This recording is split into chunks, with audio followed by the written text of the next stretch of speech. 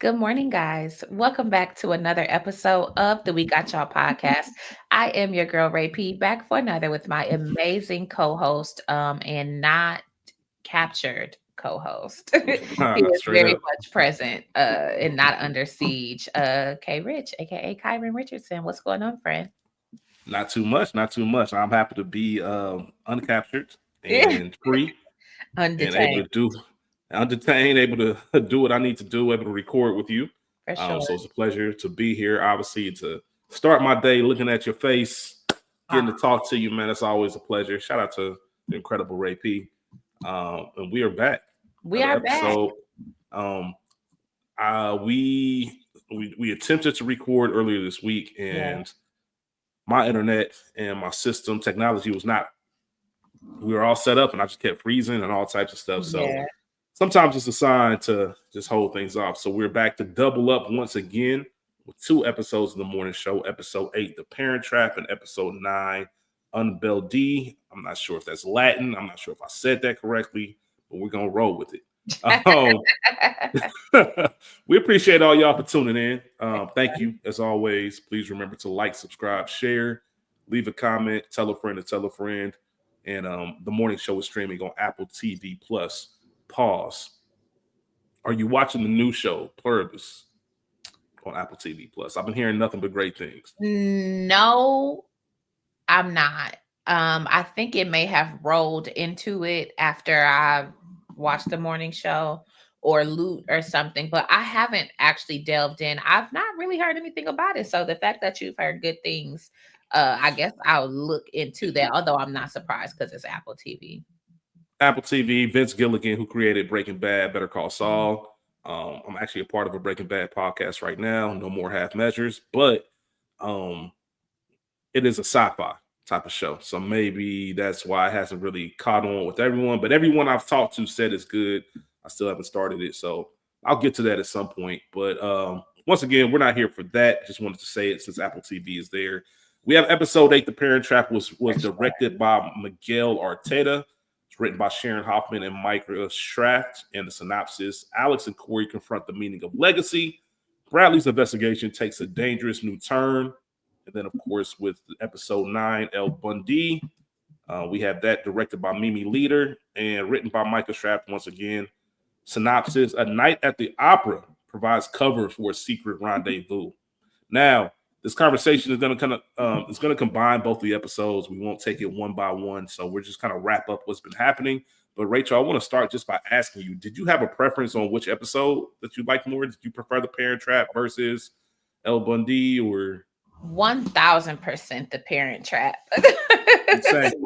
One Same. thousand percent the parent trap. And to your point, technology was not on our side when earlier this week when it came time to record. But just know Parent Trap does deserve its own episode. There is so Mm-hmm. much conversation to be had about parentage, either Yeah. raising your parents or how they raised you, the effects of both of those things. And so just bravo, bravo, bravo to that episode. I did enjoy El Bundy or die, whatever it is. We don't know. Yeah. Yeah. Yeah. Once again, yeah. Sure. It was good for what it was, but also in anticipation that it being the penultimate episode, I'm kind of like, I guess I could have Yeah. gotten more from that. But one thing that I will say, and I've kind of been saying it all season, Celine is a motherfucker. And so we saw it in the Parent Mm. Trap, and it really, really, really came to a head in this penultimate. So I'm excited for what we get in this last episode of the season. Yeah, I agree with you 100%. And since you said it, I think it's our show. You know what I mean? Hmm. Let's go ahead. I think the conversation's best suit probably we can recap episode 9. Hmm. But I think episode 8 is where the bulk of the conversation should be, because the Parent Trap has so many talking points and so many real life things that don't necessarily have anything to do with the plot of the show, but just good talking points that we all as humans might or will have to come to head with. Mm-hmm. and I think it's worth the conversation. So I just want to kind of recap a little bit of episode 9. Obviously, um, Bradley's detained in Belarus. She went ahead and went on her own to go after Alex didn't give her approval to chase This her was as so whistleblower.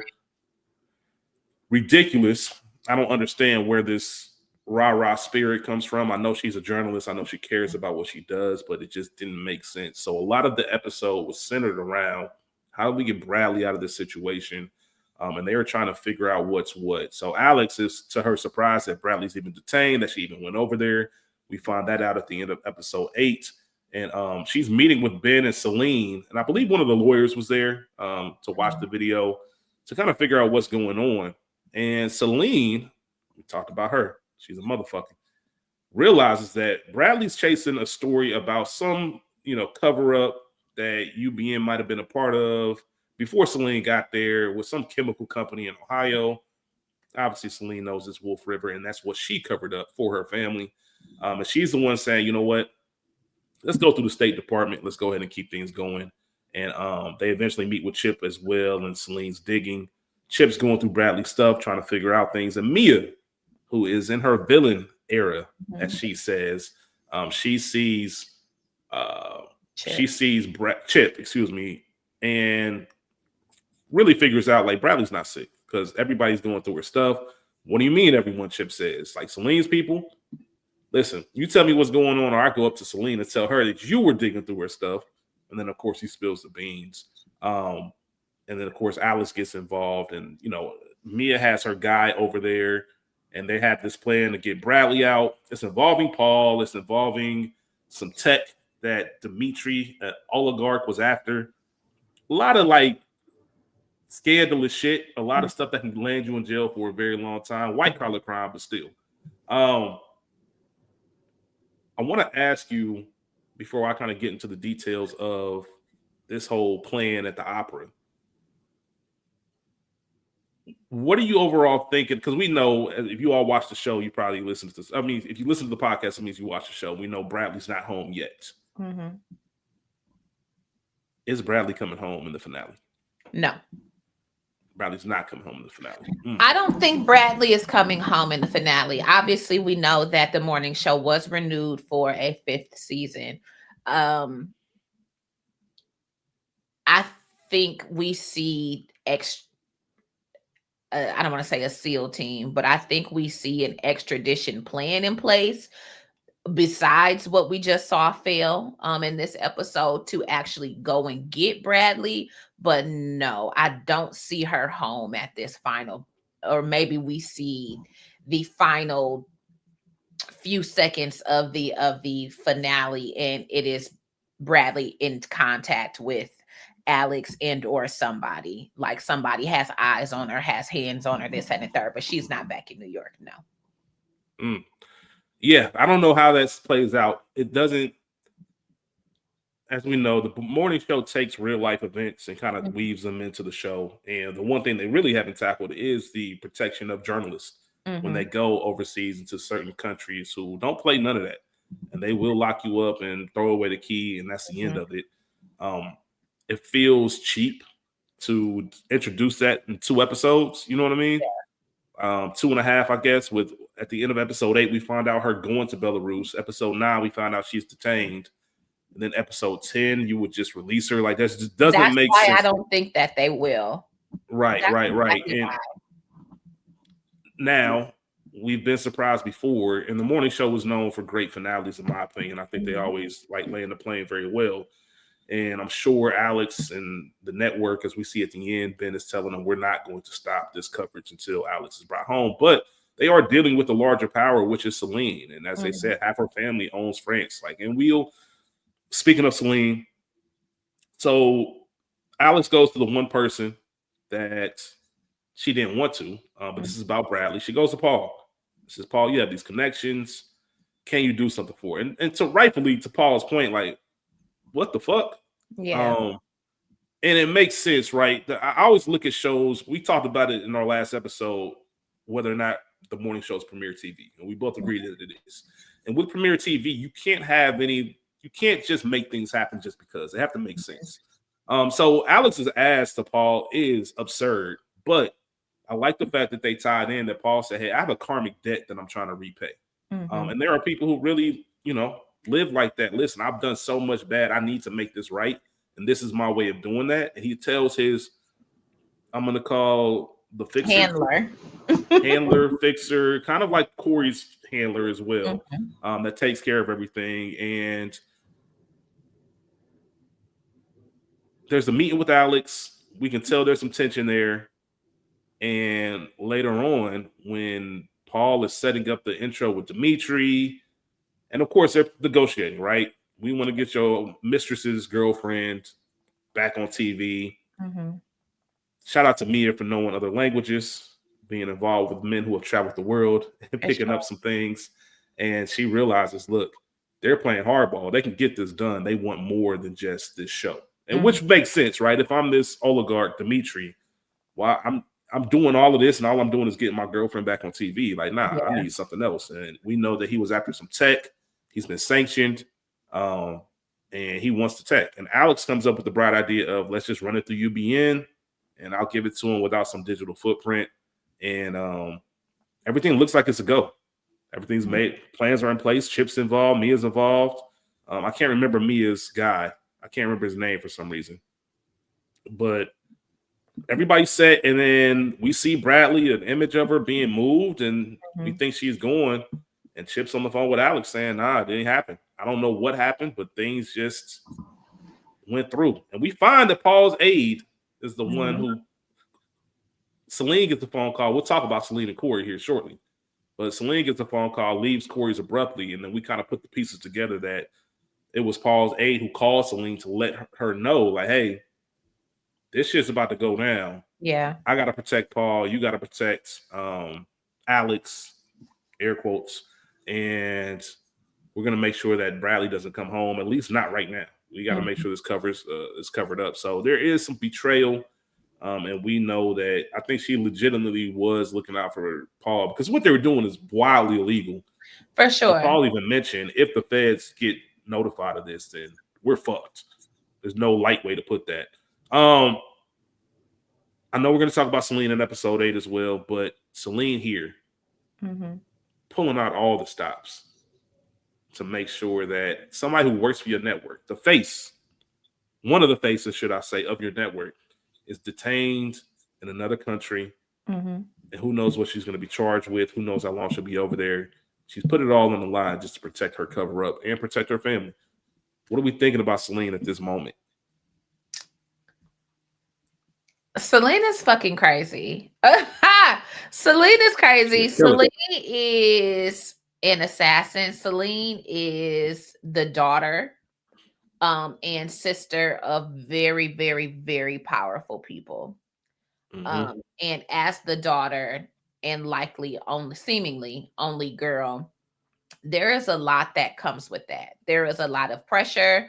When you seem to be the brains of the operation, I mean, we talked about it a little with Winning Time with Mm-hmm. the bus, Yeah, great point. where Great we, callback. where we see the brothers doing any old thing, and the daughter is the one who really knows, who should be at the helm of the ship.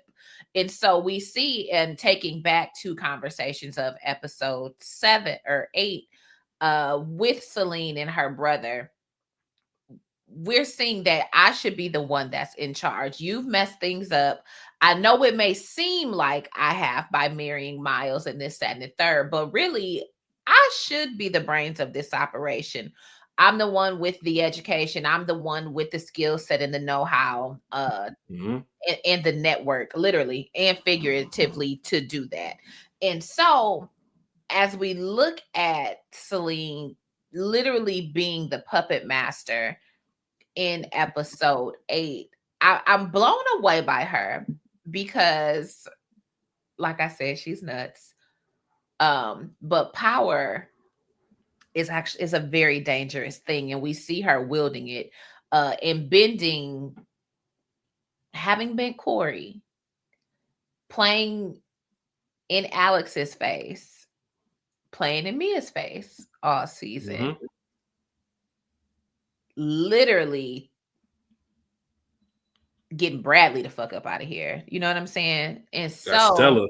Got Stella the fuck up out of here. got Stella up out of here. There is nothing that Celine can't do. And to Chip's point, she's not someone whose bad side I would want to be on, because Mm-hmm. we can see what she can do, but they have no idea. Um Cory might be the only one, and Miles might be the only one. And maybe this is why, not just because you're a billionaire and your family hates me, but this is why Miles is like, fuck Celine, fuck all of them people. They suck. Mm-hmm. They're horrible. I know in the conversation, if you're chronically online, is there are no ethical billionaires.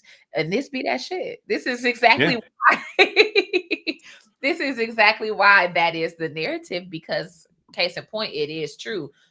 Here is Celine working behind the scenes. And I'm called back to think of the top of the season when Alex was involved with the deep fake. I felt like it might have been Stella, but maybe, just maybe, Celine has something to do with that too. And I may or may not have put that out there then.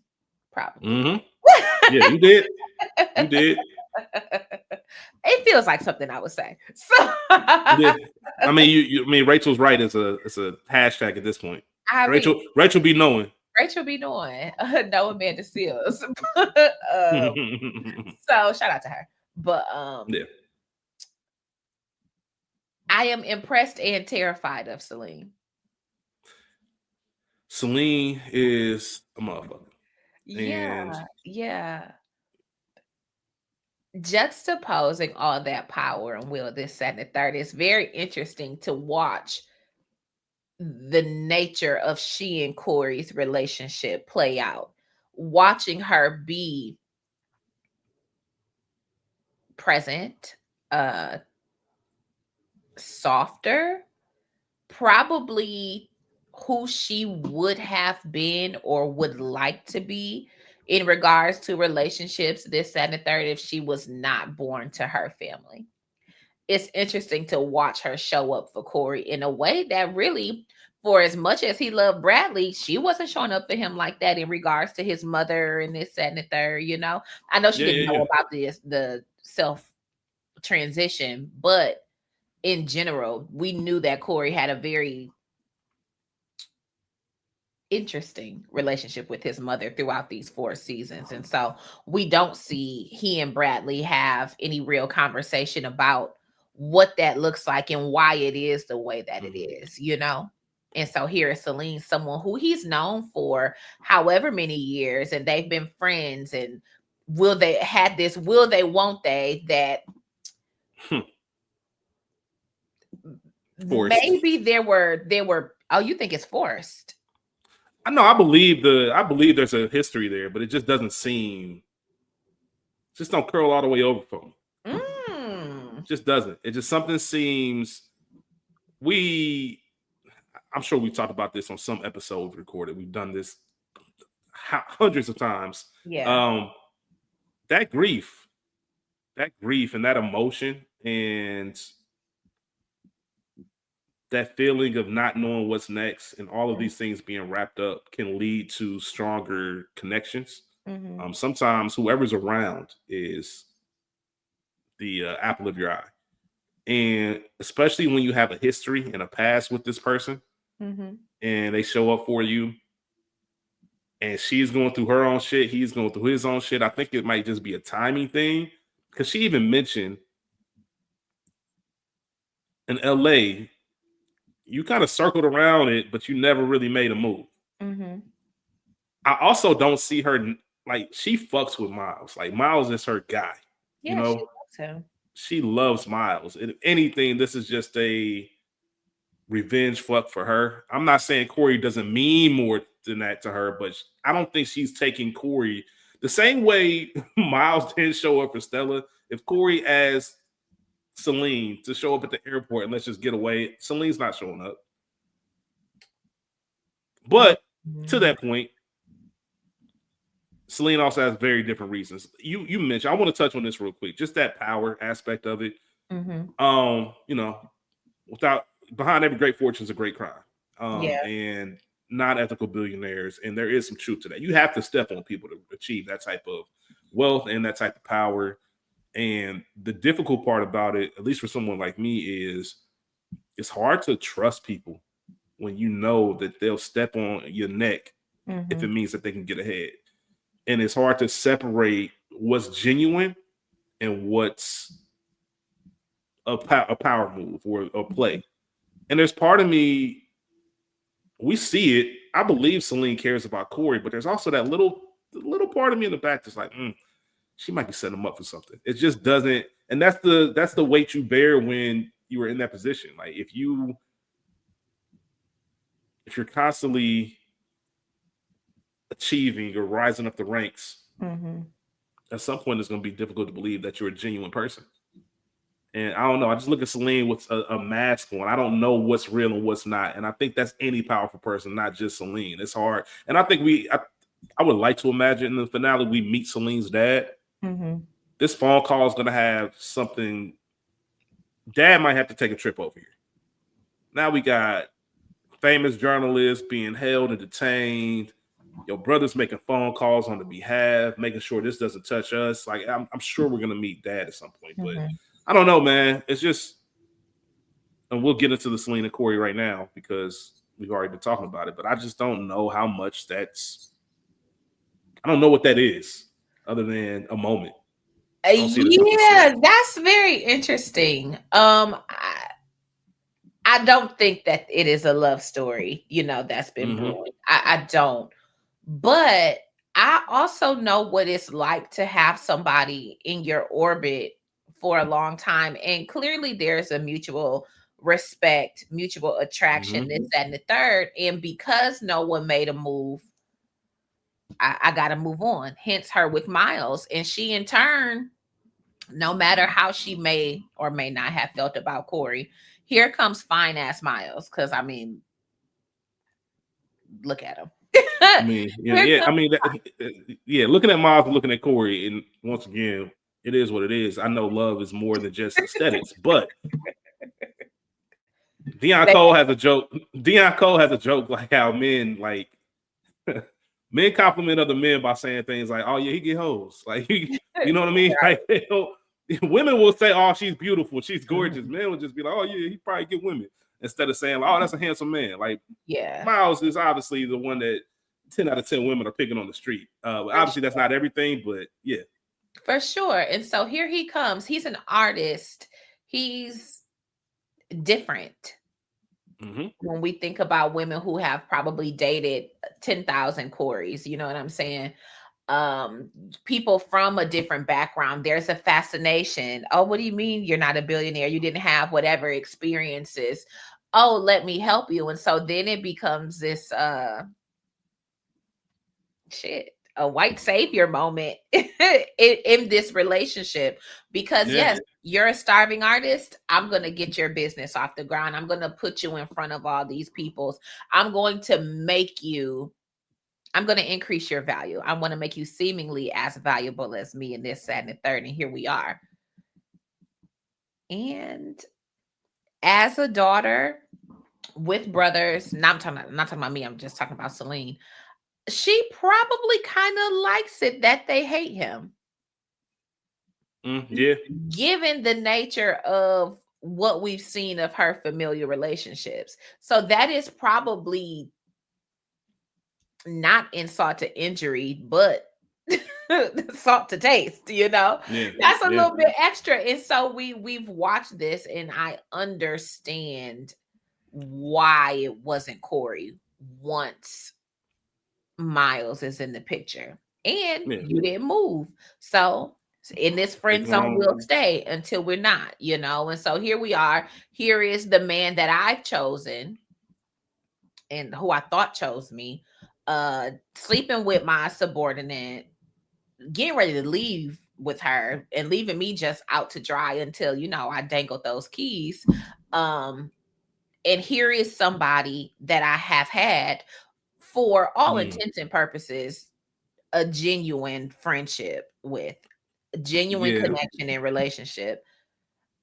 Yes, I think there is comfort in the fact that we are both suffering we are both dealing with romantic betrayal, dealing with heartbreak, by means of Corey and Bradley and his mother, and then obviously Celine.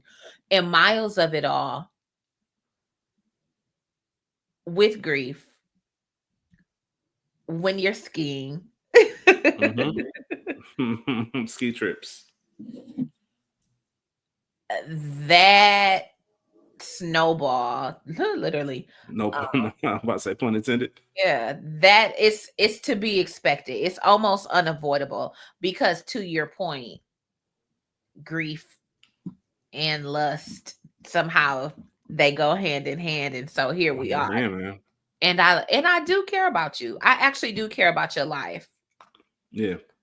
Here it is. Here we are. Yeah, and you know what? Now that I'm thinking about this, you made some incredible points, Mhm. and there's a couple of things that you mentioned that got my brain running. Celine choosing Miles might be one of the few things that she's ever really had control over, Mhm. or maybe even reached a point in her life where she felt comfortable doing that. I'm sure there's probably been plenty of things or people that she wanted to explore or date or be friends with that her family was just like, hell no. It goes back to that power thing. Like, we Yep. ain't just, these families just ain't hanging. You're not about to embarrass us. Yep. Like, and that's one of the things we saw Celine's brother come and say, yo, this is all over the tabloids over in Paris. Mhm. No, we're not doing this. Like, our Yeah. family, we keep that smut up off our name. Mhm. And I think Celine likes it. I think she likes rocking the boat and kind Yeah. of fucking with things because, as you mentioned, being the only girl, we already know what type of time it was for her growing up. Mhm. And you also said that, hey, I should really be running this, but I wasn't born a man. And that's Yeah. just kind of what it is. Um, the other part of it is I talked about the trust with Celine and the whole relationship with Corey. While I do think that they're good, I think what's in my head is the fact that Celine is the one who mentioned Corey to take over for head of news. Mhm. I remember we found that out with the whole, and that's when we found out Celine was the one that covered everything up. But Yeah. um, I don't know. It's I guess I didn't see this coming throughout all their interactions throughout the season, right? With Corey trying to get his deal done, you gotta think if they as tight as this, like to the point where by episode 9, y'all are fucking or attempting to, or it might lead there. That's a. I don't think that I don't think Corey's deal getting done would have been that difficult. I think Celine would have just been like, yeah. But once again, there's that power play and trying to get all that stuff into it as well. I don't know. It just feels like this is. I never saw the sparks until I saw the sparks. You know Yes, what I mean? I totally disagree. Really, I totally really. Okay. disagree for sure. Um, Even with Celine parading Corey around the office, there is something in their interactions, and if you go back and watch, there is just little subtlety of a gaze lasting a little bit too long, a hand lingering. There is just a little something on it every time. And for everything that we just said about Celine, she's gonna do whatever she has to do to get her desired outcome. I fuck with Corey. I was probably giving him some semblance of a deal, anyways, once Stella presented it, even if it wasn't the one that she presented, because Corey is my boy and I know that he needs something in the lowest of keys. I'm gonna find something for him to do. Also, I Mm-hmm. know that Corey in my pocket is better. Him as an ally is better than him as Mm-hmm. a nemesis, essentially. Yeah. Here's that. Let's get this deal done. Let me do something for you while also doing something for myself. I want to know what the fuck Stella has going on and what changed her mind, because my feelings towards you are my feelings. But the way that we're led to believe Stella was shitting on Corey, you having this change of heart lets me know. And because I also know Corey, lets me know that he has something egregious on you. Because there is no way that you would backpedal like that. And so you don't want to tell me. I'm going to find out, and I'm going to find out from Corey. And it worked. You're And it absolutely worked. right. You're Mm-hmm. absolutely right. Yeah, I don't know. Once again, I'm going to keep tying this back. I think it's the power. It's just my inability to trust people with that Mm-hmm. type of power and that kind of currency. I think about a movie we did on Culture Garden, Love Brooklyn, which also stars Nikki Bahari, who's in the Hey. morning show. Mm-hmm. But if you watch that film, you don't know that her and you can. I feel like you can pick up pretty early that her and Andre Holland's character had a history. Mm-hmm. They don't say it until maybe midway, a third through the movie, but you kind of pick up. This is more than just a friend date. This is a Yeah. little bit more than that. There's some history. There's some past. For some reason, I didn't have to think like, well, maybe it's not, maybe it's a play because these are just two normal people. Mm-hmm. Selena and Corey aren't normal people. Like, and when Correct. you rise up the ranks in that world, I think that's probably why I don't see it the way you do. So, Mm-hmm. great point. I get it. You were right. Everything you said, I'm thinking back on it. Like, yeah, I just didn't know what it was, but it was Yeah. definitely something more than just you the home. My dog. Mm-hmm. So yeah. Great point. And I think with the fact that Celine was working so many angles, the whole Stella part of it, I don't. Mm-hmm. Maybe I was just ignoring it because I knew she had different motivations. But Yeah. two things can't be true. I can't be trying to move these people out the way, but I still have a feeling for you. But Mm-hmm. like I said, I don't think the Miles, especially when we saw the conversation with her and Miles once he was attempting to go to the airport, I think that's one of those things where it made it very evident how much she loves him, and I Yeah. just don't see like she loves him bad. Like it's not. She She ain't leaving. wants him. She She might. wants him. That's who she Yeah, wants. yeah, that's what she wants. Mm-hmm. And he probably represents a lot of, like I said, that rebellion against the Mm-hmm. family and everything else, and independence of making your own choices. For sure. So yeah, I do think as I'm thinking of this, Corey is going through belongings. He finds some of his dad's stuff that he thought was thrown out by his mom. Mm-hmm. He puts on his dad's jacket and notices that there is a Wolf River document Mm-hmm. in there. Mm-hmm. We know that he knows that Celine covered everything up. Yes. Now he knows that his mom might have been a part of this. And remember, we'll talk about it a little bit in episode 8. His mom was trying to tell him something before her transition. Yeah. And she decided against it. And we didn't know what it was. I thought it was going to be somebody, your dad ain't your dad type shit. I don't know. Mhm. I didn't know what to He looks think. just like that motherfucker, so that He ain't looks just like him, right? I'm about to say. Once we saw that picture, I'm like, that might be Billy Crudup's real dad that they put in. it. Similar to, I think in episode 8, there was a picture. Yeah, it was. Episode 8, there was a picture of a young Alex, Jennifer Mm-hmm. Aniston. And I'm sure that's her real mom in that picture. And that's really Yeah. her. But I don't know, somehow, some way, because the one thing we haven't really discussed, how is Corey with the Bradley of it all? They had their blow up. Mm-hmm. I think the last thing we saw was him on the elevator, him seeing Bradley, but she didn't see him, Mm-hmm. and them continuing to go down. What does Corey do? How's he react when he finds out that Bradley's detained? And he knows Mm-hmm. for a fact that Mm-hmm. Celine can help this. And then puts the pieces together that, hey, you probably, I'm sure he might get wind that Celine is referring this to the State Department. Well, why doesn't Celine want to step in? Oh, because Celine is responsible for the cover up. I don't know. I just feel like there's some kind of blow up between Corey and Celine coming because of Bradley. Either Has that or there's going to be completely ignored. What do you no, think it, about that? it it has to, or again, it's cliffhanger for next season. Maybe we do finally get in the finale.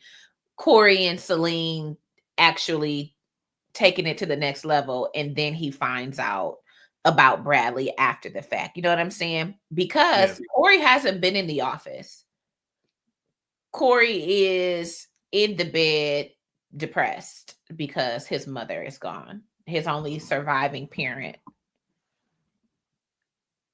He's doing binges on the drugs. So Corey, it's safe to assume Corey is not watching the news. So Corey hasn't seen the morning show's discussion on Bradley being gone because I haven't seen her. Yes, I saw her that one day, but she played in my face. She played to the left, accused me of something that I could never do, despite this woman that I may or may not love being Mm-hmm. capable of such things. Uh it's gonna come to a head between he and Celine because to your point, I know One, I know you. I know you have the power to do this. I know that you are somehow involved in the cover up of this. Mm-hmm. What are we doing here? It's Mm-hmm. gonna come to a head. It's got to. A couple minor things before we transition back to episode 8. Like I said, a little bit unorthodox, but a lot to talk about with the past episode. Mhm. Um, Me and Alex had their talk, very brief, but acknowledgement, apology for not backing Mia. Nothing really to be said about that. Just a moment. Yeah, but even still, I have been. I hate that I've been on Alex's side with this for the most part because I didn't not back you. Like I guess after the fact, maybe there was discussion to say, please, Mia is our girl, but I missed the meeting. It's not about me going behind your back and being like, y'all got it. You know what I'm saying? And Yeah, also, Mia going full Khaleesi right now. She going full Khaleesi. Like everybody getting got. I'll yeah, burn the whole city down. She going full Cersei. I'll blow up the sets. Like Mia don't give a fuck right now. I don't care about yeah, what you tried to do. Show up or get out of here. or don't. As to which, yes, I get it, but also It's OD. It's OD. we're doing a lot. And again, we work better together than apart, as we can see in this episode. I am glad that they had their moment and Alex did apologize as best she could, like here I am laying at your feet. I'm sorry that I was not there. I literally got caught up. It wasn't intentional. They knew how And I there's felt nothing she about you, but and there's nothing she would have been able to do anyway. it is nothing that she would have been able to do. Alex don't know that. Yeah. Mia don't know that, but we Right. as the viewing audience know it. So I think that's part of why I'm like, damn girl, it's nothing she could do. Yeah. The cards were stacked against you literally from the jump. Um, but I'm glad they got that moment. But this is what I'm talking about. This is what I want to see. Mia and Alex as a dynamic duo is actually much better to me than Bradley and Alex as a duo. 100%. Yeah, 100%. I They, told y'all I was out on Bradley. yeah, I'm out on you Bradley. did, Like I'm just you yeah, did, we had you enough Bradley. did. There is nothing that I don't think. Well, they didn't accomplish this, but Hasselly not had her hands in the pot. I don't think that there's anything that Alex and Mia can't navigate together. Mm-hmm. They are two literal forces, Very similar to each other. very similar to each other. Tactics a little different, but similar in nature, similar in passion, similar vision, in goal. And I want to see more of that. And I believe that that is what we'll see going forward because the reality is Mia and all that bulldozing did get herself back in the building at UBN. She is involved. And now that Alex and I have mended for all intents and purposes our relationship, that means I am back doing morning show things. I am running the show and Ben, with all of your integrity and wanting to show up now that he and the rest of the staff have been debriefed as much as possible on Bradley's situation. Being you cool, but the reality still is that Mia has the room. Mm-hmm. And now that Mia and Alex are now aligned, even more so, Mia has the ability to step in and be a force in that workroom. And unfortunately, sorry, Ben. Yeah. We It is can what it keep is. you for as long as we can keep you, but the real shit, unfortunately, it's not unfortunately for him, but it's going to Mia. Yeah, so She you is the the front guy. trusted voice. Mhm. Yeah, you the front guy. You the person entitled. For You know what sure. I mean? Like when you watch mob movies and stuff like that, they got the cover man. They got the Mhm. clean guy, um, who can get the liquor license, who can run the casino and all this other stuff, but Mhm. they don't actually run the casino. So Exactly. that's kind of what Ben's, in a more corporate way, that's what it's looking like. Mhm. The only other thing that really happened, Chris gave back her medals. We knew that that's something that she was discussing. Gave her back to the Jamaican sprinter, Yeah. um, Of course it just went to to clear her. Jamaica. Yeah, of course they got to go to Jamaica. It would have been sideways if it was anyone else. Right. So shout out to them for the accuracy. For sure. But her being able to clear her conscience and seemingly push herself to the Olympics, because remember that was questionable whether or not she was going to be the face because of her scandal. Yeah. So we see she's trying to do everything right. Any comment on that? No. Would you have given your medals back, Rachel? I understand why she did. As soon as I saw your face, I'm like, let me ask Rachel if she would have given her medals back. I get it.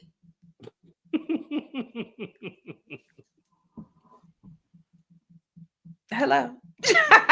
No. Why do you need them? Listen, man. You did it because here's the thing. Like, yes, okay, it might be rightfully yours, quote unquote, maybe. But by the time the games came, she already got to where she needed to get. I'm not gonna hold you. I don't know if I would have accepted them if I was the sprinter. That's the thing. Forget giving them back. I don't know if I would have came on your show and been part of your ploy to make yourself look better. Like, nah, bro. Rio was 2016. Mm-hmm. This is 8 years later. Like, bro, fuck them. Like, the moment is standing on that podium, hearing your national anthem, like being in front of the world, and it's like you rob me of that. Like, I'm cool. That's bro. exactly my point. Because for what? This is all symbolic. You don't need that. You don't need it. I'm not gonna stunt. Like, imagine stunting. Like, oh, I got the gold medal. Like, we watched it. Like, it's when college teams, like, so. Mm-hmm. Like Louisville, for example, Louisville basketball, they won the national championship, I believe, in 2013. Some scandal happened, their wins got vacated, so they had to denounce their title like it didn't exist. But my thing is, we saw it. We all were there. We watched the game. We saw you win. We saw the race. They beat Michigan in the championship. You can't get shout out to you, Rachel. You can't give Michigan a banner and their rings, and so we saw y'all lose. Yeah. Like, you get what I'm saying? So it's one of those things, like, I don't want the asterisk medals. I don't want, now every time these get brought up, they're going to say, well, technically Chris won, but she cheated. Like, I'm cool. It was just, I feel it, like you said. This is one of those things. Like, I'm cool. Like, and she didn't seem super gracious. You know what I'm saying? It just was like, okay, she was like, because she said, yeah, this 8 years later, cool. I don't know. I probably wouldn't have given them back. I mean, unless you said that you absolutely have to. But no, because for what? Yes, like I said, so many instances, like when they try to take Reggie Bush trophy, I'm like, nigga, y'all never are getting that trophy from me. You'll never have me. They wanted him to actually turn that trophy, and I'd have told them, fuck y'all. You'll never see that trophy. Y'all come to the crib, I don't know where the trophy at. That trophy gonna move. Like OJ. Y'all wild for even asking that. You said what? Go back and get him like OJ. R.I.P. OJ wasn't playing with his memorabilia, man. Shout out to the juice. All right, I think that covered everything in episode 9. I said, we'll backtrack mainly to episode 8. A lot of the stuff that set up episode 9, we kind of discussed. For sure. Bradley gonna want to go to Belarus, and Alex pretty much cussing her out because she gave up a source. The Celine of it all, the visit from her brother. We do find out something interesting with that visit that plays into this episode, though. The scene. Scene, SEINE,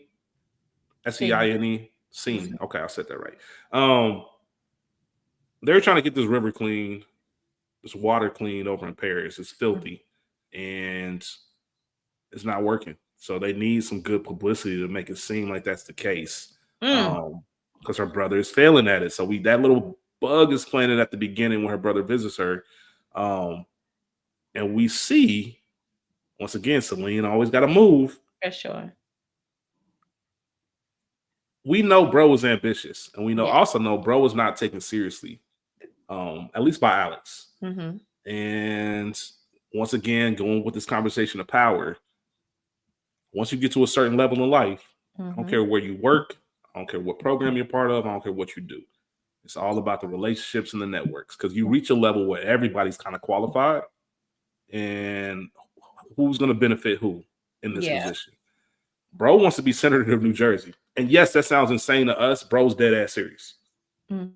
He was serious when he said he wanted to debate, and Celine played it on some, man, he'll never get approved by the committee. Tell him he can get it. He read right through that. Yeah. Now there's a real leverage here. Now there's a real power play. Mm-hmm. And Celine's on some, hey, I back you a senator. You go in there and drink this Fiji water that you're going to Yeah. pretend came from the scene I and wonder make if it seem it's like everything seeing. cool ahead of the Olympics. You said what? I said, I wonder if it's seeing. I don't know. That's gonna bother me. I'm listening. Go ahead. Nah, you good. We also saw that Miles is not ready to talk. I meant to ask you, do we see Miles before the season ends? Do we see him in episode 10? A glimpse. He's not important anymore. Mm, mm. A glimpse, unless like he comes back. Um, unless he comes back Sane. and there's Just something saying, yeah. Unless there's sane. something that happens with Cory. That's it. Um, okay, that makes sense. That makes sense. So yeah, Seine, it's a river in Paris. Is it in Paris? I don't know if it's Paris. directly in Paris. Yeah, it's Somewhere. in Paris. Mhm. Yeah, This ain't geography. No. yeah. Once again, we just see the power that she's wielding. And we'll talk more about bro when it comes to the Alex of it. But really, this episode was mainly about, as the title said, the Parent Trap. Is looking into these dynamics and legacy and the ever-changing relationships that people have with their parents For sure. through different phases of life. And I thought it was very, very fascinating. You mentioned, Rachel, that you enjoyed this episode Mhm. um, hands down more than you did the finale or the penultimate. Not saying that penultimate wasn't good, but this one just kind of had more spirit, I guess, to it. Yes, Um, for sure. you want to start with Alex and her dad, or you want to start with Cory and his mom? Let's start with Cory. I know we've talked about Cory significantly, especially in regards to episode 8, but uh the Alex of it all is so different for me. So Yeah, Cory, yeah. we've known that Cory is working on this movie. We know that Cory and his mother, like I said, throughout these 4 seasons, has had an interesting relationship with his mother. Not tumultuous, kind of a mama's boy, but also there is a distance and him trying to be out in the world, and maybe she's a little disapproving of his career track and this and the third. So it's a complicated but loving relationship. We know that they love each other, but it's not super endearing really up until this episode, this season. We know Cory saying, okay mom, we're going to do this, we're going to take this trip to Antarctica, we're going to do the things. I have this promises. We learned that his father passed early in his life, and so here we Mm-hmm. are. I thought you were tough on me for this, but you were preparing me for the world, essentially. Cory's mother, who was also a woman of status and power in her heyday, we've learned earlier this season that essentially she was suffering from some sort of like onset dementia or Mm-hmm. Alzheimer's, and she was losing, I don't want to say losing her mind, but her mental faculties were lapsing. Mm-hmm. So she, like many others, makes a decision that she wants to ethically self transition. Now, this is still illegal in the United States. Um, medical assisted suicide, essentially, self Mm-hmm. termination. I think it's legal in Canada and obviously abroad, in Europe and this and the third, you can do that, but it's still very much red tape surrounding that here in the States. But again, homegirl is connected and she has made the calls and set every single course of action plan in place for her to do this. Mm-hmm. She tells Cory. Cory's like, mom, absolutely the fuck not. No, you're not. I'm coming. Go ahead. Mm-hmm. I just want to stop right there. Mm-hmm. I couldn't even imagine being at work Come and on. getting a call at 2 in the afternoon on a random Thursday from your mom saying, I just want to let you know I'm ending my life today. Like, I Mhm. made this decision. Like what? And the fascinating things that she explained that she was losing it. I'm putting the eggs in the, Mhm. the laundry cabinet. I'm putting the linens in the refrigerator. Like I'm not gonna live my life like this. Definitely understand. I want to do this before I have a round the clock nurse, and I already have everything handled. To your point, I'm connected. The coroner's notified. My lawyers know. Like I want you to be going by a certain time because Yeah. I don't. This is still illegal. Everything you just pointed out. Cory, I couldn't get this out of my mind when I watched this. I watched it the first time and I watched it the second time, and I just couldn't Mhm. stop thinking about this one thing.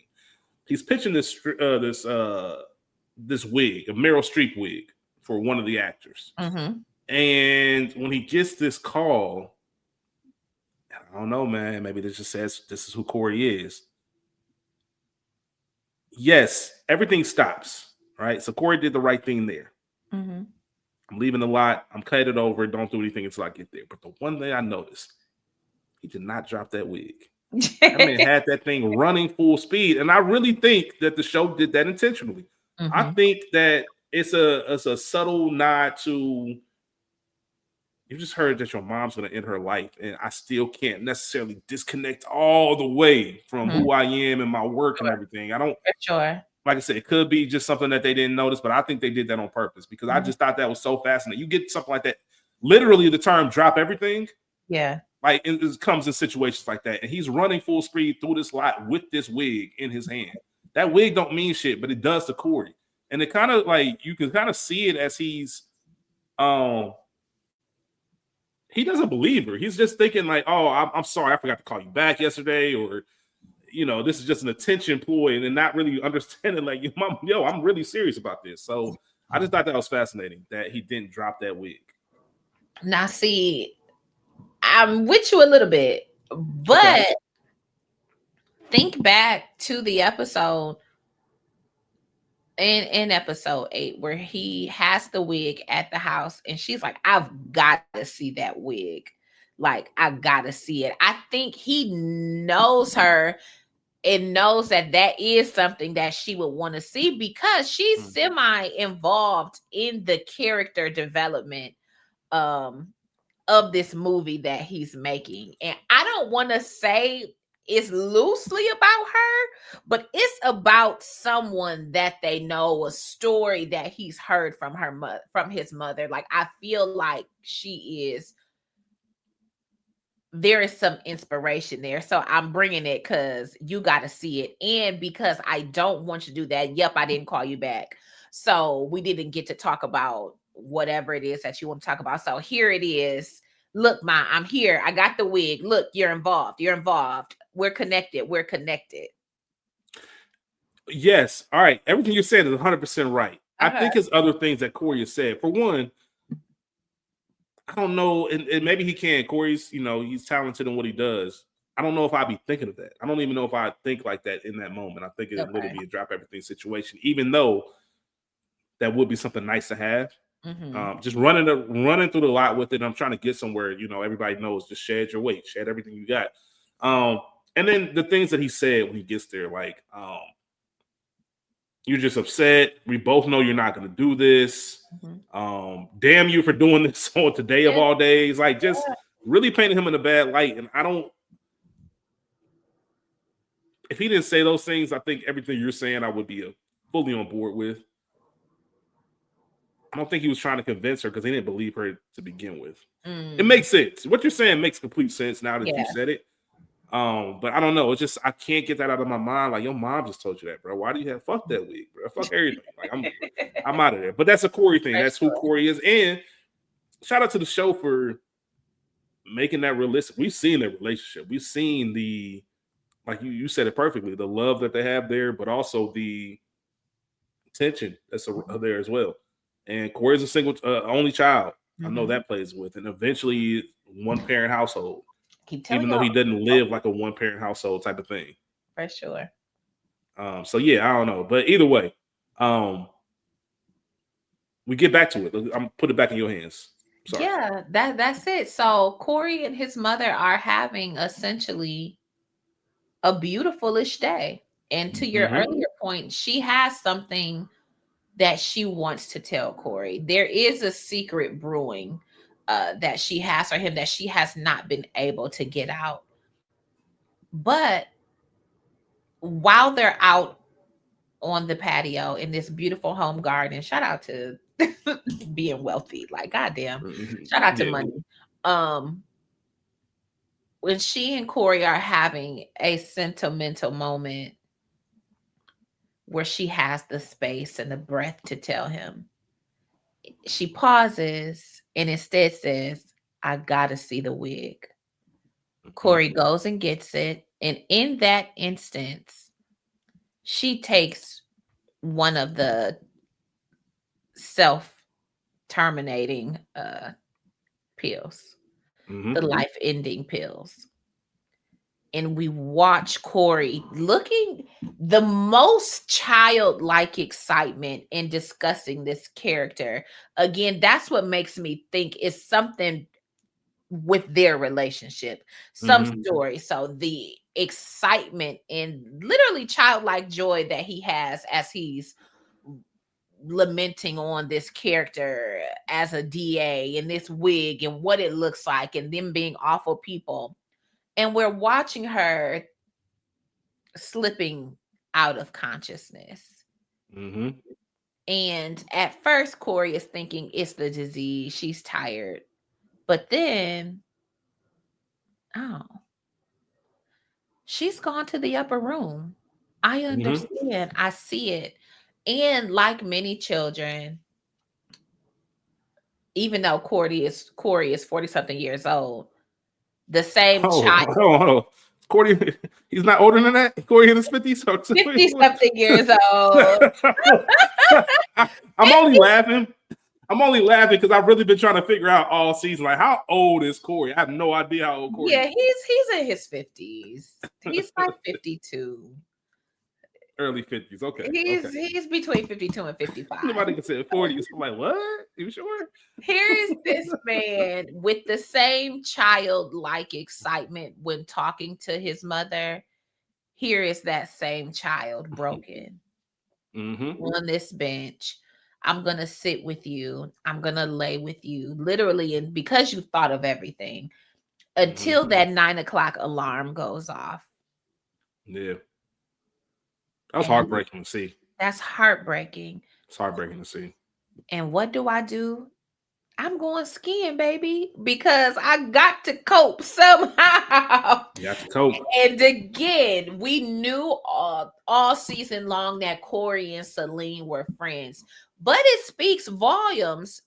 Yes, he and Bradley broke up, but it speaks volumes that Celine was the call in this time Absolutely. of need, in Mm-hmm. this time of despair when nobody can even know. And we found out in the penultimate that he did tell Celine why he was grieving and what it was. You know what I'm saying? Mm-hmm. So here it is. Here I am sharing with you this secret that nobody can know. We getting high as hell out our damn minds. We're walking on sunshine, dancing on pool tables until the point where we just ground. Both of us, two people mourning, Mm-hmm. two broken-hearted people, two people with friendships, and here is just like a quiet ease that we have with another. Or I mean, the rising action of a coke high. I don't know. It's all of those things. And it was beautiful. It was. And it was In its beautiful own way. in its own way. Because I appreciate it because that's not what you expect. Mhm, Usually something like that, especially on television, we get a small moment of it with Corey laying next to her for mhm, hours, we're assuming, mhm, and his own personal way of dealing with that. But mostly it's like go home, you isolate, mhm. you're sad, you're hard to get in touch with. This nigga party. He did the complete opposite. And He it did was refreshing to kind of see in that sense because who you call in those moments says a lot. for sure.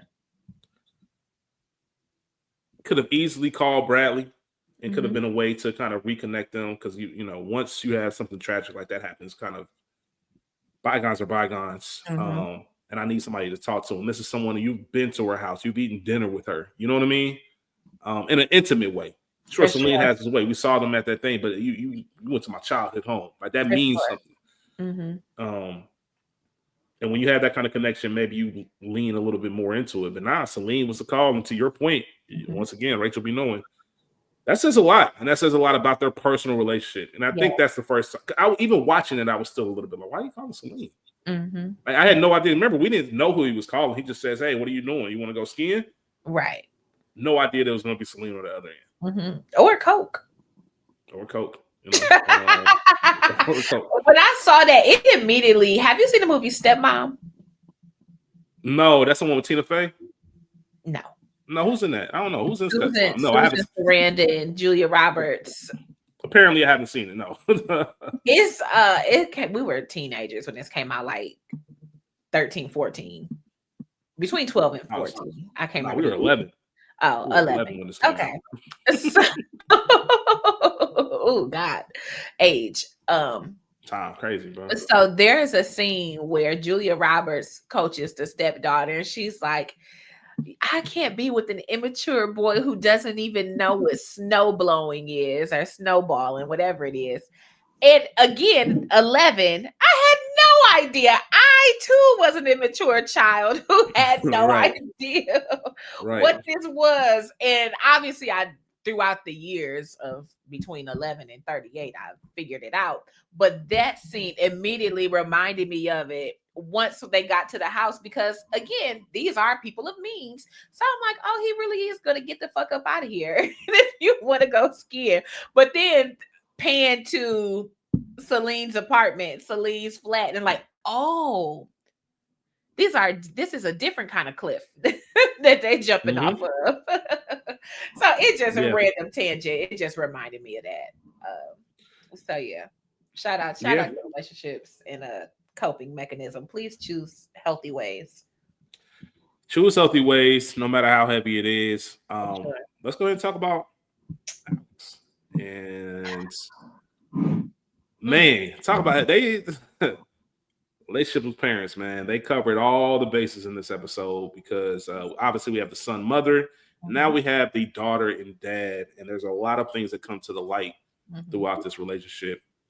Episode kind of starts with Alex receiving a call from campus security in the middle of the night. Dad's been detained for public intoxication. He needs to be picked up. Alex, of course, was like, put that motherfucker in the Uber. Like, For sure. 2 a.m. Nah, he needs to be picked up for this one. He's Mhm. doing something we don't want to talk about or press charges about. He was peeing on a Paul Revere statue. And of course, it's college campus. You're going to be recorded. Somebody's got their phone out. Um, and she sees the event. She sees it breaking headlines. So now it's a thing. Now it's out there. And And she everybody. goes pick him up. Everybody sees it. Absolutely. Her assistant, everybody sees it. Celine, Mhm. I thought it was amazing that Alex thought that this was just some little small under the radar incident. Nah, we know, we saw it. Yeah, Oh, yeah. this is news. You're Alex, and that's without really detailing it. They kind of detailed it, right? It's not necessarily you; it's everybody around you. Mhm.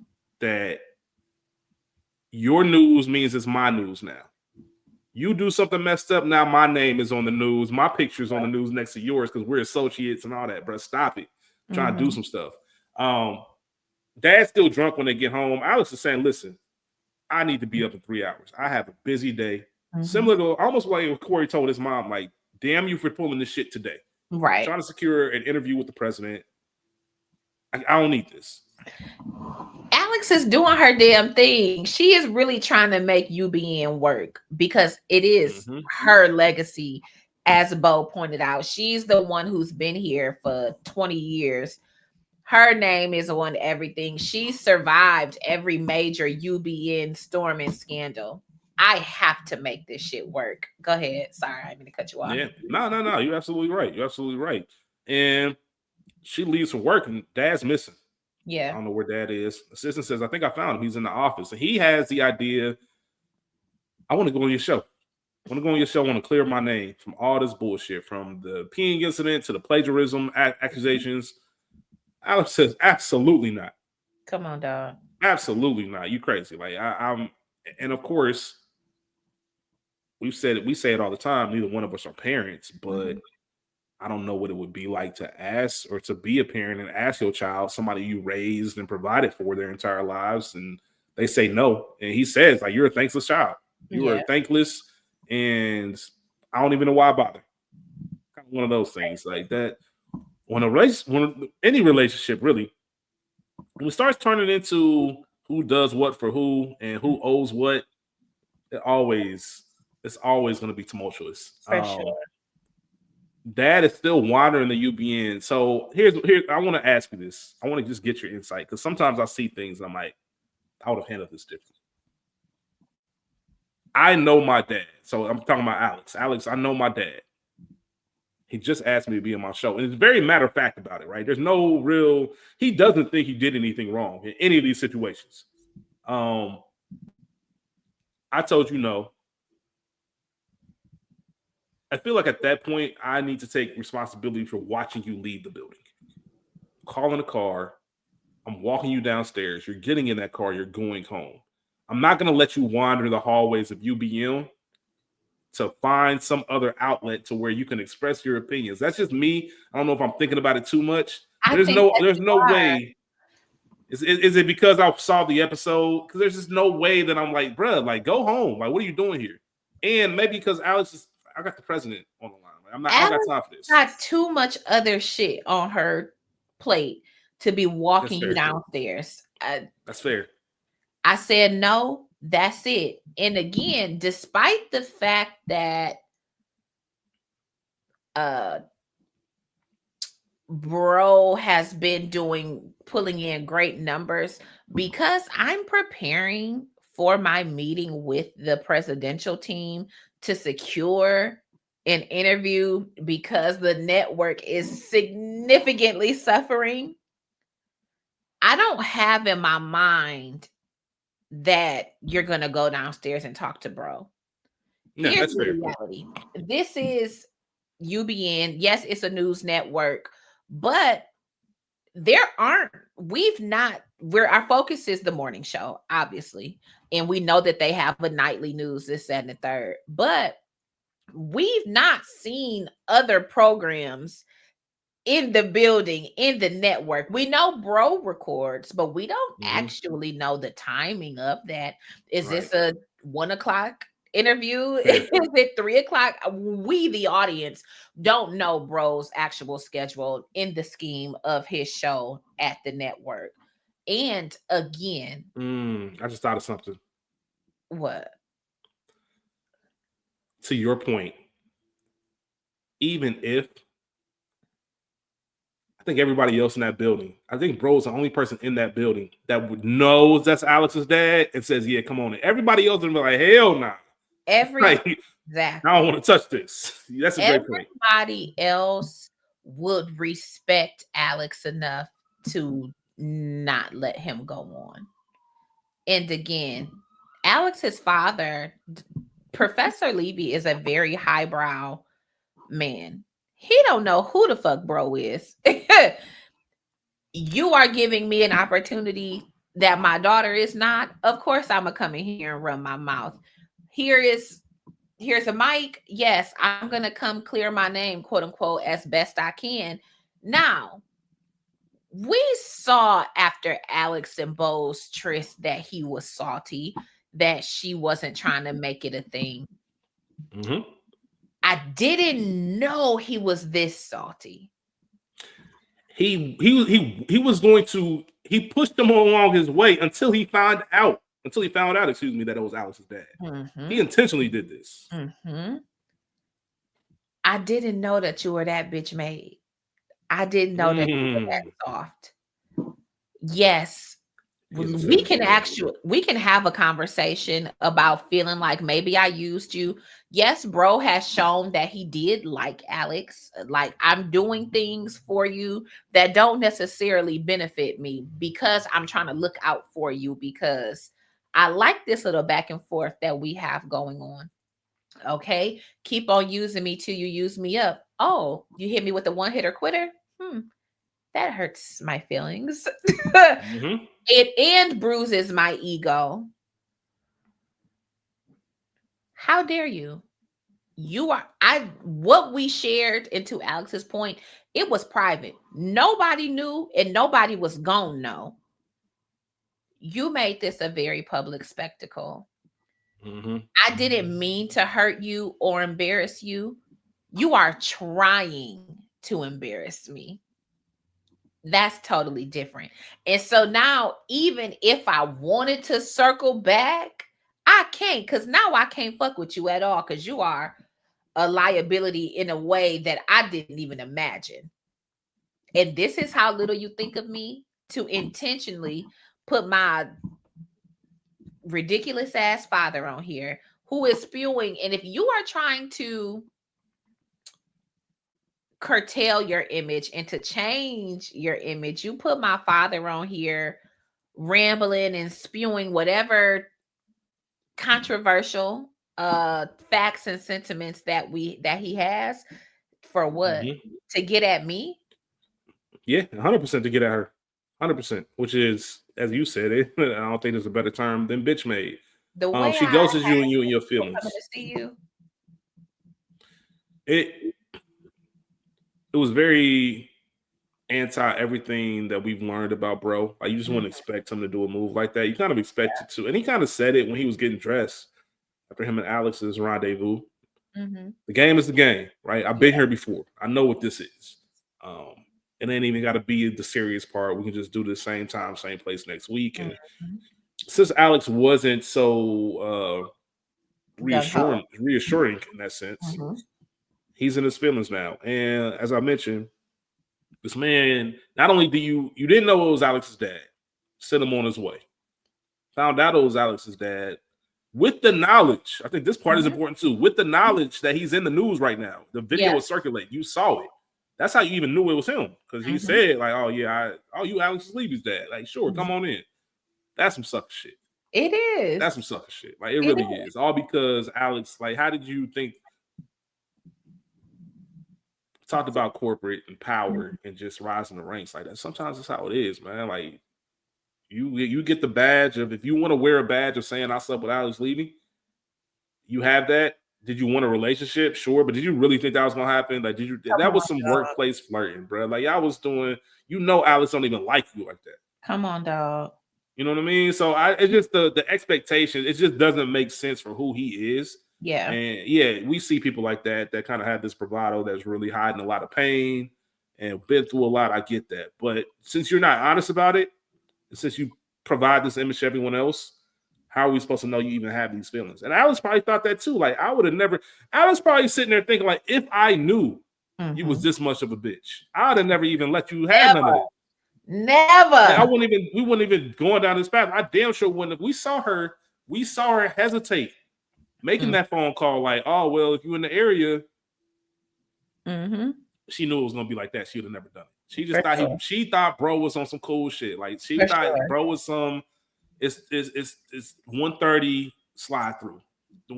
He was a you up type of nigga to her, On and top thought it might have been the same. of on top of dealing with, we're talking about lust and heartbreak. This is still for Alex, coming off of the Paul potential engagement of it all. This is coming out of seeing Paul with old girl. Like, bro, I'm heartbroken. Come on, dog.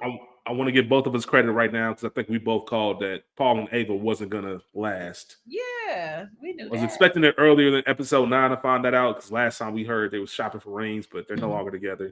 Just wanted to point that out between us. Um, but yeah, bro, that was And then it's so much, take and away the it's so personal much side of hate. it. Yeah, take away the personal side of it, like the business side of it. Like, bro, we work Yeah, together, man. Like, just crossing lines now. Even though it's not like you're gonna get fired, we know what you mean to the network. We know you're probably the only profitable. He's person told at Alex, this point. I'm paying you. I'm paying your salary like right Yeah, now. That's what I'm doing. Um, but there's just so many lines that we're crossing.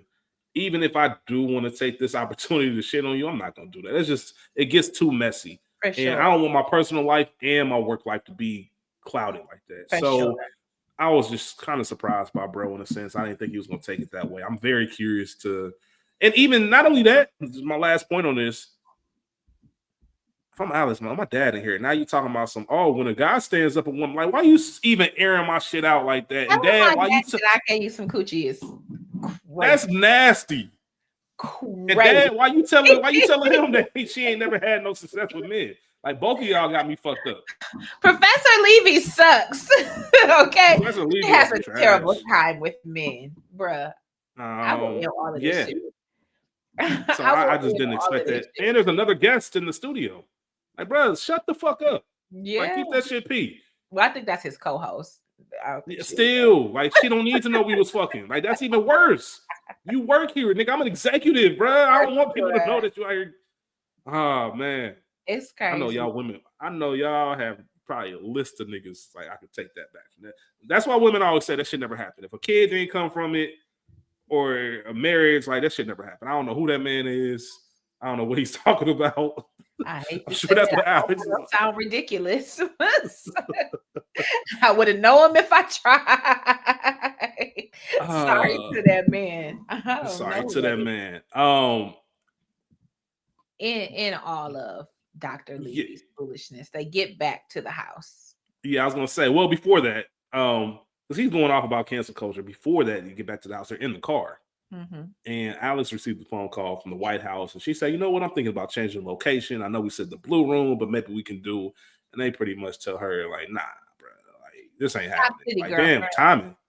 Yeah, timing. Like, what you mean timing? I could be in DC in 2 hours. Like, that's Mhm. nothing. Like, nah, it's your dad. And it makes sense, right? You have President Biden, who was an aging president, and a lot of we all seen the reports and stuff about that when that was going on. And it's not a good look for us to be with your dad, Yep.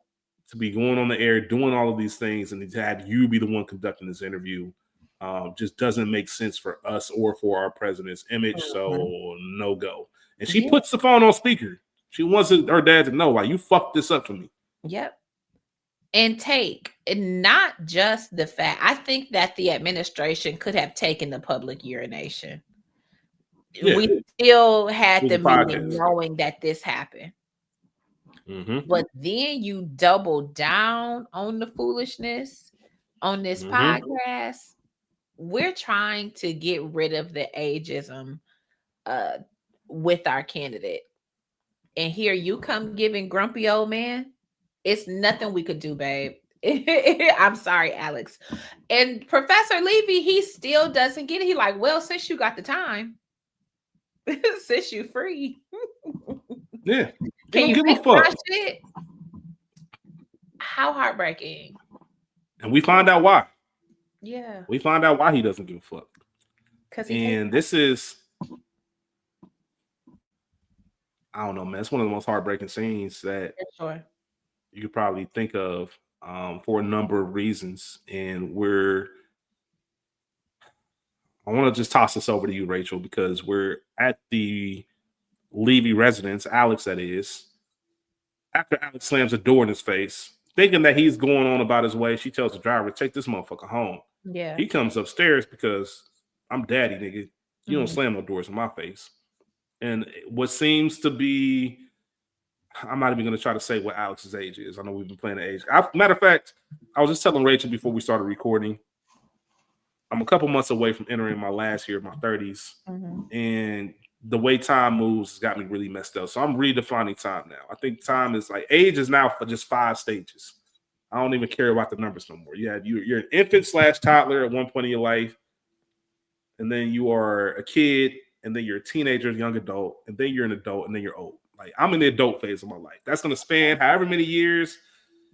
Keeping up with time is depressing because where the fuck does it go? But either way, I say all that to say I don't know how old Alice is, but however old she is, that's how long they've been needing to have this conversation. For sure. And this season they've kind of teased about, my dad doesn't talk about my mom. I don't know what really happened Mhm. there. I might remember her, blah, blah, blah. And it was finally the time to say, you know what? Fuck it.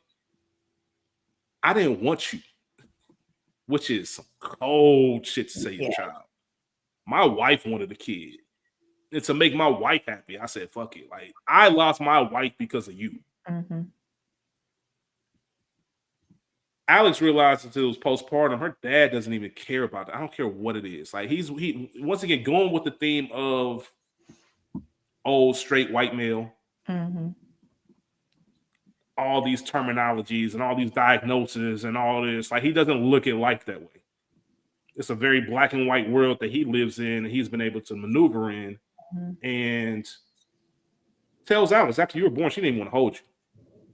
And Alex sitting here getting this information crushed, thinking that she left because of her dad and realizing, yo, she was really going through something you had no idea, A, how to even identify it, and B, help her. Yeah. And you just let her go. And not only that, since she left, there's nothing I ever could have done in my life to impress you because you look at me as the reason why your wife is gone. Mm-hmm. She mentioned all the times that you questioned me about things, and I felt like I was less than. And she's like, I wasn't less than. I was 10. Yeah. I'm cleaning up your cigarette ashes. I'm dealing with the embarrassment that you're putting me through with your colleagues. Pretty much telling them I ain't shit. I spent times, I'm sure, instead of hanging out with friends and riding bikes, I'm watching news. I'm reading newspapers. I'm going through the library. For my entire childhood, the only thing I wanted to succeed at was not disappointing you, and I never could like achieve that. And now I'm finally figuring out, after all the success, Yeah. all the Emmys, all the promotions, I still feel like a little kid right now because you're the one person I haven't been able to get there, and now I know why. I was never going to be able to get there. Mm-hmm. I was never going to be able to impress you. I was never going to be able to be anything valuable because you didn't even want me here to begin with. Yeah. And not only that, Dr. Levy just didn't care. Like, there was no tears. There was no like, oh no, nah, you're right. I don't fuck with you like that. Mm-hmm. And you were spitting image of your mom. I don't know. That's heavy, Rachel. It's very heavy. Well, you didn't need to toss it to me because you covered it all. Yeah, my fault, man. Yeah, you covered it all. But Like, that is so impactful and it's so hurtful um for Alex. And just to be getting this revelation, and we've talked about child parent relationships and resentment that comes. We talk a lot about mother and daughter dynamics, but what we don't get, as to which I want to applaud the writers of the morning show, is that, and I don't know that we need it, quote unquote, but here is this man, especially from a particular generation. We don't see postpartum from their perspective per se. It He didn't know what to do. He did not have the tools and doesn't want the tools. You know, he's, oh, that's Methuselah at this point. There is no going back. There is no riding the ship. But the resentment that this man has for his child is crazy. And we just watch how it permeates their relationship throughout her entire life and now. So here it is. Now you have an opportunity to do something for me and you can't. I'm calling you thankless because you have no idea what I sacrificed. I loved my wife. She could make the best martinis in the world. She knew every song lyric. You don't even know that I used to have fun. I was a I whole different person before I you. was a whole different person before this. And even if he was, yes, I'm a distinguished professor. Here is my wife. Like we often see, here is the cool girl who takes the nerd under her wing or just helps this very, very serious person relax, you know? Mm-hmm. Here is my wife, who I'm assuming was younger, anyways, wanting to have a child. Out of his league. Had to I, be, I'm sure, out of his league. He sure he married up.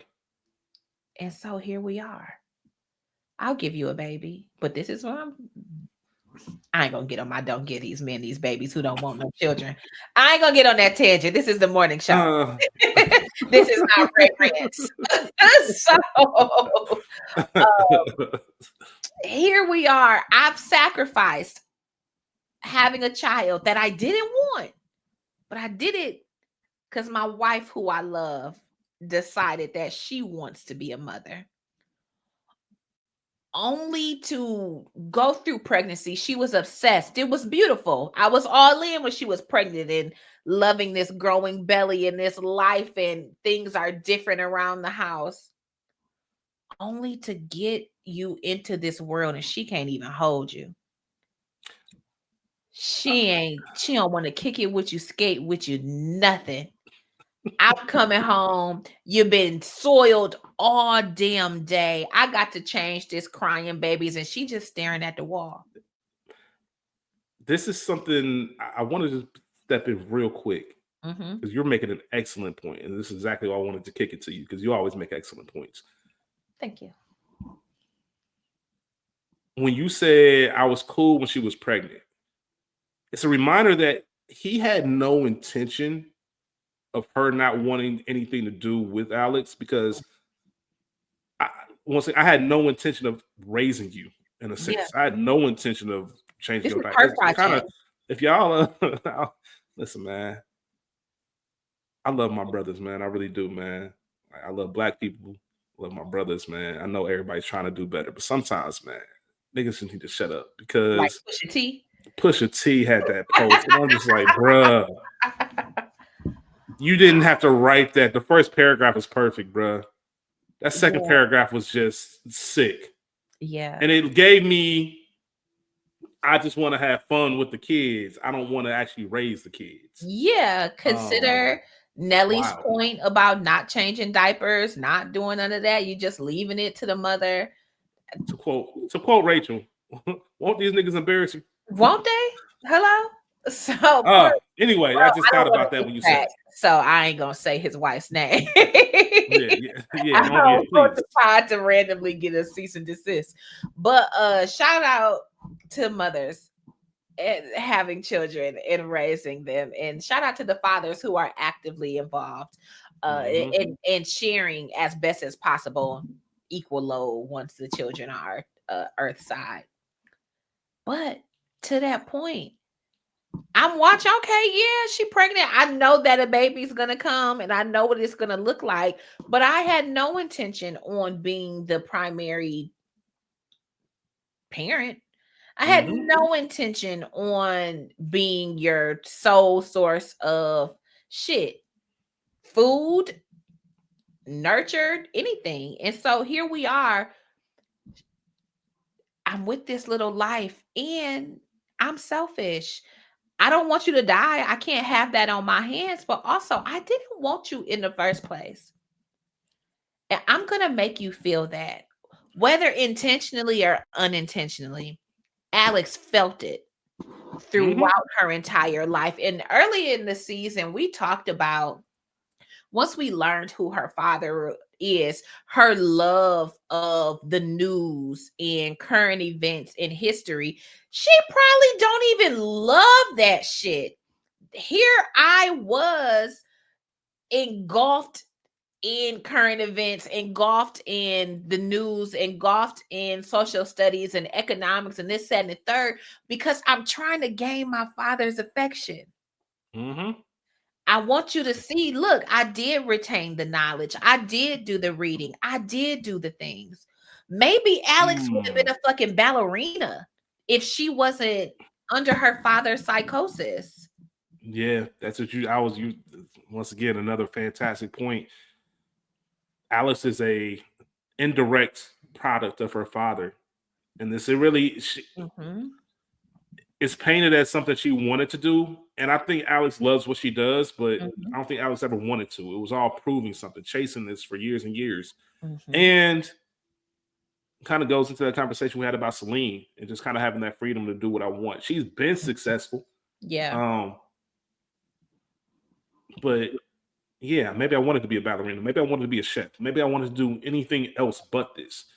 Maybe her relationship with her father and not knowing anything about her mom is the reason why Alex is at this point in life and doesn't have any children. She got a Um, oh, I'm sorry, she does have a daughter. We daughter. haven't seen her in so long. I'll be forgetting. Um, She just has a but terrible maybe, oh, time. yeah, she had a terrible time with men, and we saw the rocky situation with her and her daughter. Mhm. And I'm a big believer.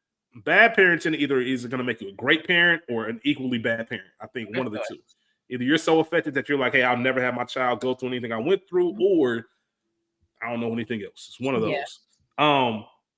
The one thing that I think is very fascinating about this scene and their relationship is the morning show could have taken the route of them both discovering this emotion at the same time, right? There could have been a moment where the Dr. Levy, Professor Levy, I don't know if he was a doctor, but Professor I think Levy, it is. um, there could have been a moment where he gets teary eyed and he kind of realizes that, and he was a little bit when he said, I lost my wife, and kind of realized, I had no idea what to do with you. I had this young daughter that this whole plan was made, and then your wife kind of left us, and I'm just sitting here with you. I had no idea how to manage, how to cope, and I'm sorry that you felt that way. I just didn't know what to do. And that could have been a very endearing moment.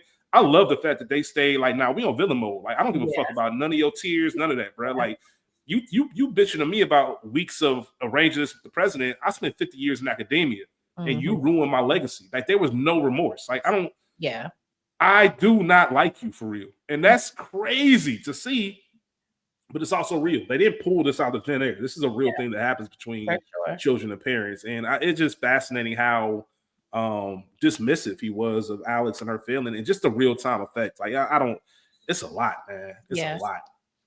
And I did not ruin your legacy. You and your actions did that. And to Alex's point, I am your legacy. I am the daughter of this professor, whatever you did or didn't do. Here I am, executive of a network, had this successful journalism career. I am the legacy. My daughter, whatever the fuck she got going on, maybe we'll see her next season. Yeah. But I don't think we Maybe. Who see her since knows? She season over in 2. London. Yeah, we haven't. She over in London. Okay, well, maybe maybe this helps Alex become a better parent. Yeah. More involved. I don't know. I forgot where I was going, but I don't know. It's unfortunate. I would like to see Alex and her daughter make amends, but everything about Alex makes sense. And then here is the other part to this conversation. It is actually what prompts Alex to figure out where Bradley is. Because here I am, I'm trying to protect the legacy. I'm trying to do all of these things, and maybe in my pursuit of success, maybe I'm becoming a little bit like my father, because that is how I sleep at night, being cold and just worrying about the bottom line versus who's affected by it. And so that's where she contacts Bradley and learns that she's unavailable. Leaves her apartment. I'm sorry, go ahead. Yeah, no, I'm saying leaves the apartment, goes to check, and we find Chip in there. We learn this is where we learn of the news of Bradley's detainment. Beautiful episode. This man didn't even give her a hug. Like the song, like I said, they stuck with the villain mode, and I appreciate it because I don't know if I've ever seen that. Like, I mean, that's some precious shit. Like, you know what I mean? I don't know if I've ever seen that dynamic play out. Usually, when these talks blow up between parent and child, there's some kind of reconciliation at the end because there's always usually a lack of understanding. Even like the first thing that came to mind was Love and Basketball, right? The famous slap in the kitchen. It's just, is that all you think of me? And you talk these things out, and you clearly see between these two, there's no. It is what it is. Like Alex said it. I want it to be someone that you can love. Yeah. You shouldn't have to. A child shouldn't have to tell a parent that. For sure. And in some crazy world, there is a way that someone can look at, dad's side and maybe even kind of understand, but it's sick. It's definitely sick, but I also understand it. I get it, but you don't tell your kid that. Yeah, I'm watching Palm Royale, also on Apple TV. Season 2 just started yesterday or whatever day this week, whatever day it comes out. And one of the themes for this episode is Kristen Wiig's character is in a mental facility. And they are talking about how some of these husbands threw their wives in the nut house, essentially. Mhm. In the 60s and this and the third. And now consider Alex, consider Dr. Levy. Is she tucked away in some nut house? That's Or what I did really she want to just get to. go? You know? Where is she? Like, there's no confirmed like passing. For Like, sure. where is mom? And does she pop up? I do know As if a you look at journalist, like I the would find her. yeah, if you saw the still image for the finale, it's a still image of Alex and her dad. Mm-hmm. So he's going to be in the finale. Who knows if there's an additional conversation? Maybe that's something like you mentioned it earlier. Season 5 is coming. Like, what's Yeah. the storyline with that? Of course, there's going to be something big that we go through in real life, Mm-hmm. but also these characters. And I think that's the next thing for Alex to For sure. try to find her mom. Maybe there's a chance of reconciliation with her dad. Who knows? Or at least an understanding of how their relationship can work. Maybe there's that reaching out to her daughter. All of that goes on. But shout out to parents, man. If you still have your parents, man, give them a call and just say hi. Tell them you love them.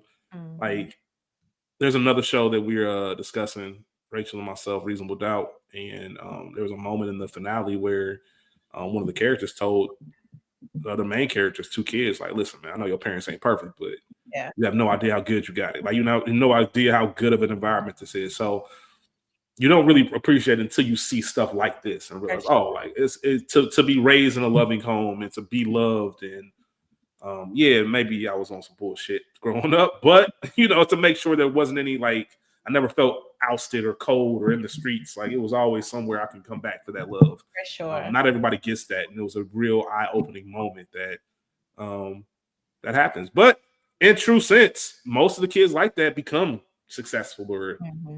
doing all these things. So yeah, it's a. I have to go back and really kind of cipher through all the episodes, but it might have been my favorite episode of the season. Okay. I could And take that. yeah, like I said, I had to go through and really kind of see and make sure. But yeah, yeah. Honestly, for me, it would be between this and Chris's Um, episode. Amari, yeah, Amari. No, you're right. Sorry. Amari is the best episode of the season so far. But this is probably number 2. I Mm, just love conversations and things like this. for sure. And like I said, it didn't even have anything to do with the plot. So, anything else, Rachel, before we get out of here? I got nothing. Thank you all for listening, liking, subscribing, watching, sharing. Our apologies for the brief delay due to some technical difficulties and some just general burnout. So thank you all. We appreciate you. We will be back next week for the season finale of the morning show. Thank you all. Appreciate y'all. We out. Peace.